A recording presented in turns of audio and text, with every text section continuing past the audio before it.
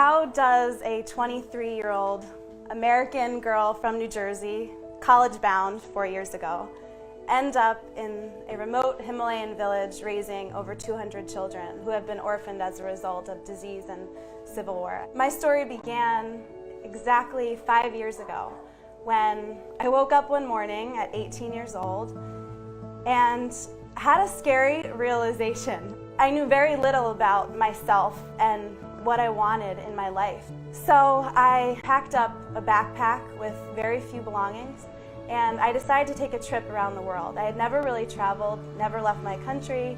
All of a sudden my whole world opened up. There was so much to learn and so much to discover outside of the walls of a four-walled classroom.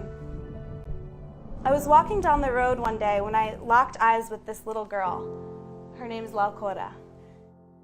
Her job every day was to take loads from the bus park all the way into the villages, and she'd go back and forth all day. She'd make $1, $2 in the day to feed her family.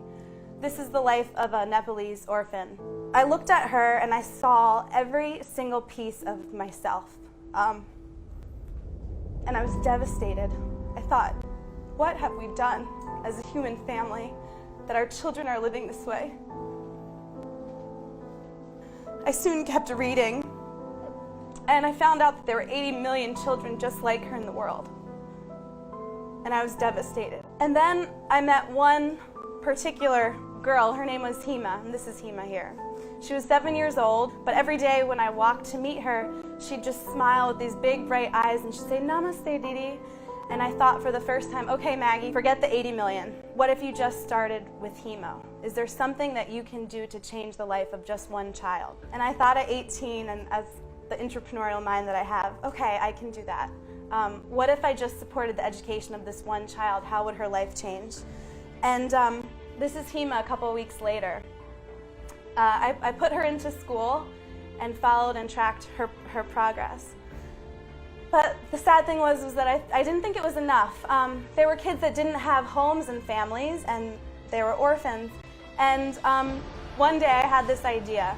I found a piece of land, and it just happened to be $5,000. And I wanted to build a home for orphan kids, a home and a school and a base. I called up my parents and I said, "Can you send me over my $5,000 of life savings?" I had saved up from the time I was about 6 years old, every penny. I babysat starting from the time I was 12 to when I was 18. And sure enough, they wired over that $5,000, and I bought my first piece of property in Nepal.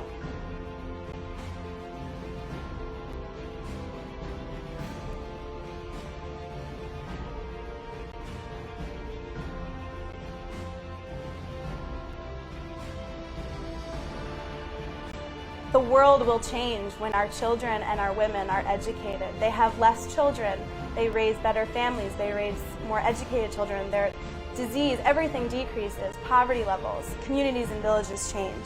And the thing about this work that I do is that it's very addicting. So I thought, okay, one kid, if I could do one, why not 10? What if my dream was to walk across this dry riverbed one day and not see a single child breaking stone? That's what I want. I want to create a world that I want to see every day. And I think we have the power to do that. I don't think you have to go 8,000 miles away to the foothills of the Himalayas. I think the beauty of all of us is that we have talents and we have gifts. And this just happened to be mine, and I'm really lucky to have found it and created my little slice of heaven, my little paradise. And I think that the world will change when we all find that for ourselves, where we wake up every day and we wouldn't rather be anywhere else in the world doing any other kind of work. We think of all of the things we don't have instead of the things that we do have. Oh, I could do that if I had more money once I have my PhD, after I'm settled, after I'm established, after I'm famous. Well, what if everything you had was everything you have right now? Your body and your mind and that sense of, I can do anything.